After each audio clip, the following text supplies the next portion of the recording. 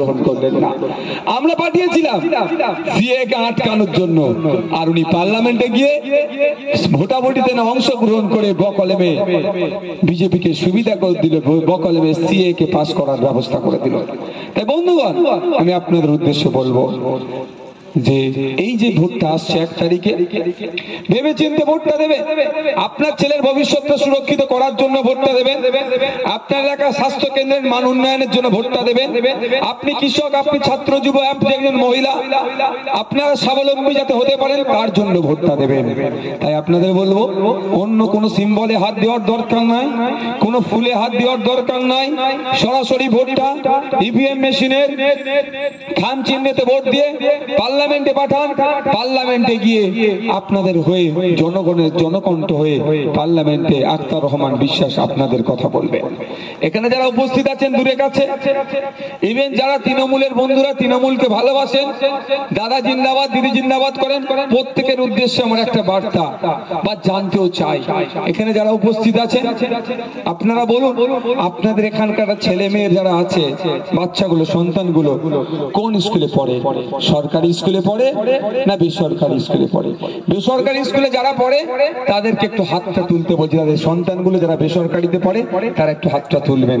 অর্থাৎ কেজি স্কুলের কথা বলছি, যারা টাকা দিয়ে পড়ে, মাসের শেষে টাকা দিতে হয়। ইংলিশ মিডিয়াম, সরকারি primary school, upper primary, high স্কুলের কথা আমি বলছি না। কেজি স্কুল বা এই যে স্কুলগুলো আছে পড়েন, এখানে আমার মনে একজনও খুঁজে পাওয়া যাবে না যে তার সন্তানকে টাকা খরচ করে বেসরকারি স্কুলে পড়াচ্ছে। কারণ টাকাই তো আমাদের হাতে নাই, কি খরচ করব। এই মৎস্য চাষী যারা আছেন এখানে, যারা মাছ চাষ করছেন, ম্যাক্সিমাম তো মৎস্য চাষী আছে। মাস গেলে কত টাকা ইনকাম হয় যে তারাই করবে, বেসরকারি স্কুলে পড়াবে, ছেলে মেয়েদেরকে 2000-2500 টাকা মাসে খরচ করবে? সম্ভব নয়। কোথায় পড়ে? সব সরকারিতে। ইভেন আপনাদের বলে রাখছি, যারা আইএসএফ কে এখানে যে তৃণমূলের বন্ধুগুলো ডিস্টার্ব করছে, তাদের সন্তানগুলো সরকারি স্কুলে পড়ে। আপনারা আজকে বাড়ি যাবেন, এই বক্তব্য শেষের পরে এখান থেকে বিদায় নেবেন, বাড়িতে যাবেন। মায়েদেরও বলবো, হেভি সংখ্যায় মায়েরা এসে উপস্থিত হয়েছেন, আপনারা গিয়ে আপনাদের বাড়ির 3, 4, 5, 6 তাদেরকে ডাকবেন, ডেকে বলবেন, 3, 4 এর বাচ্চাটাকে ডেকে বলবেন, একটু অঙ্কটা একটু করো তো। 100টা বাচ্চাকে ট্রাই করে দেখবেন, 90টা বাচ্চা অঙ্ক করতে পারবে না। 6 এর একটা সন্তানকে ডাকুন, ডেকে বলুন, তোর নাম, তোর বাবার নাম, তোর মায়ের নাম, ঠিকানা, কোন স্কুলে পড়িস, কোন ক্লাসে পড়িস, সেটা একটু ইংলিশে লিখে দিত। 100টার মধ্যে 90টা সন্তান ফেল করবে। কাদের সন্তান ফেল করছে? এই চটে বসে থাকা যারা দিদি জিন্দাবাদ, দাদা জিন্দাবাদ, কোন রাজনৈতিক দলের হয়ে জয়ধ্বনি দিচ্ছেন, তাদের সন্তানগুলোর হাত থেকে সুকৌশলে শিক্ষা কেড়ে নিচ্ছে। তাই বলবো আপনাদেরকে, পশ্চিম বাংলাতে 8,500 শিক্ষা প্রতিষ্ঠান বন্ধ করতে চলেছে রাজ্য সরকার। কেন 8,500 শিক্ষা প্রতিষ্ঠান বন্ধ করছে? কোন জায়গায় বলছে ছাত্রের দোয়াই দিয়ে, কোন জায়গায় শিক্ষকের দোয়াই দিয়ে বন্ধ করে দিচ্ছে।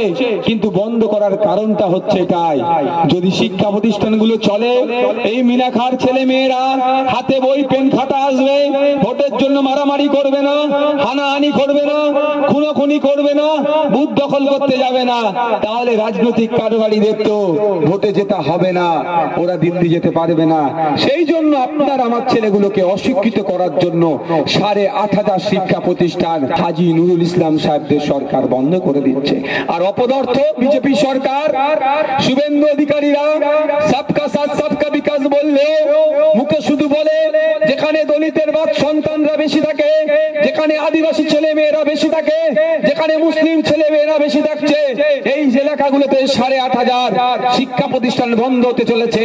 এই শুভেন্দু অধিকারীরা, দিলীপ ঘোষেরা, সুকান্ত মজুমদাররা, এই বিভাজনের সরকাররা একটাও কথা বলছে না রাজ্য সরকারের বিরুদ্ধে। পশ্চিম বাংলায় এদের 70টা মতো বিধায়ক, আর সারা দেশে এদের পশ্চিম বাংলা থেকে 18টা এমপি ছিল, সেটাকে নিয়ে তো আন্দোলনে বসতে পারত যে পশ্চিম বাংলায় একটাও শিক্ষা প্রতিষ্ঠান বন্ধ করতে দেব না, কোন শিক্ষা প্রতিষ্ঠান বন্ধ হবে না।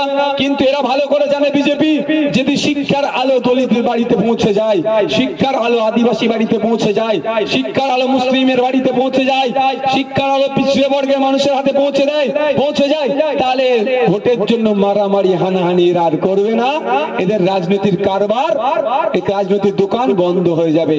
সেই জন্য মমতা ব্যানার্জির সরকার শিক্ষা প্রতিষ্ঠানগুলো বন্ধ করতে চলেছে, আর বিজেপি সরকার চুপচাপ মজা দেখছে।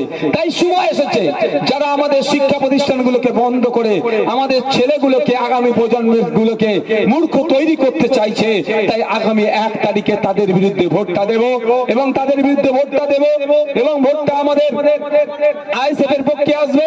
আখতার রহমান বিশ্বাসকে পার্লামেন্টে পাঠাবো। 8,500 শিক্ষা প্রতিষ্ঠান বন্ধের বিরোধিতা যেমন পশ্চিমবাংলার আইনসভার মধ্যে আমি করছি, একইভাবে দেশের আইনসভার মধ্যে, দেশের যেখানে আইন তৈরি হয় সেখানে আখতার রহমান বিশ্বাস আপনাদের সন্তানদের কথা ভেবে, আপনাদের পরের প্রজন্মের কথা ভেবে, শিক্ষার কথা ভেবে আন্দোলন সেখানে করবে। 8,500 শিক্ষা প্রতিষ্ঠান বন্ধ করতে দেওয়া যাবে না।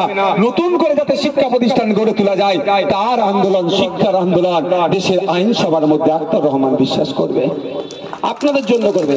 এবার আপনারা ভাবুন কাকে ভোট দেবেন।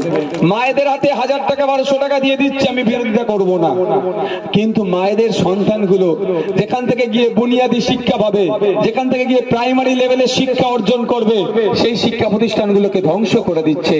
আপনাদের যদি না বিশ্বাস হয়, প্রাইমারি স্কুলে খোঁজ নিয়ে দেখুন, 300টা সন্তান আছে, 300টা ছাত্র ছাত্রী আছে, 3টে টিচার দিয়ে রেখে দিয়েছে।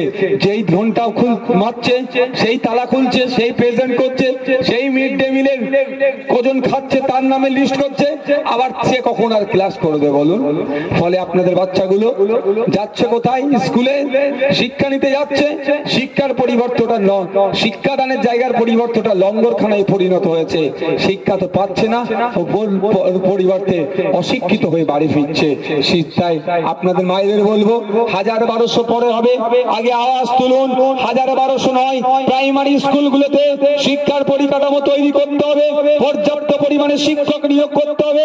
হাই স্কুল থেকে শুরু করে উচ্চ শিক্ষায় যাতে সংখ্যালঘু পরিবারের ছেলেমেয়েরা, দলিতের ছেলেরা, আদিবাসী ছেলেমেয়েরা, পিছিয়ে বর্গের ছেলেমেয়েরা যারা এখনো সমাজে পিছিয়ে আছে, তাদেরকে রিজার্ভেশন দিয়ে তাদেরকে উচ্চ শিক্ষায় শিক্ষিত করার দায়িত্ব সরকারকে তুলে দিতে হবে। কিন্তু দুঃখের বিষয়, অপদার্থ সরকার এটা করছে না।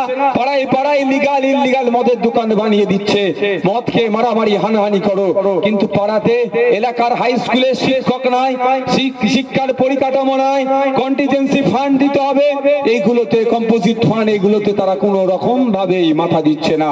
কিভাবে অশিক্ষিত করা যায়, কিভাবে শিক্ষা প্রতিষ্ঠানগুলো বন্ধ করে লাঠিয়াল বাহিনী তৈরি করা যায়, তার দিকে সরকার বেশি ঝুঁকছে। আর অপদার্থ বিজেপি সরকার এর বিরুদ্ধে কোনো কথা বলছে না। তাই বন্ধুগণ, আপনাদের ভবিষ্যতের কথা ভেবে, আপনাদের সন্তানদের কথা ভেবে আপনাদেরকে বলবো, আপনাদের মূল্যবান ভোটটা খাম চিহ্নকে দিয়ে পার্লামেন্টে পাঠান। পার্লামেন্টে গিয়ে খাম চিহ্ন আপনার সন্তানের শিক্ষার অধিকারের জন্য সর্বোচ্চ দিয়ে লড়াই করবে।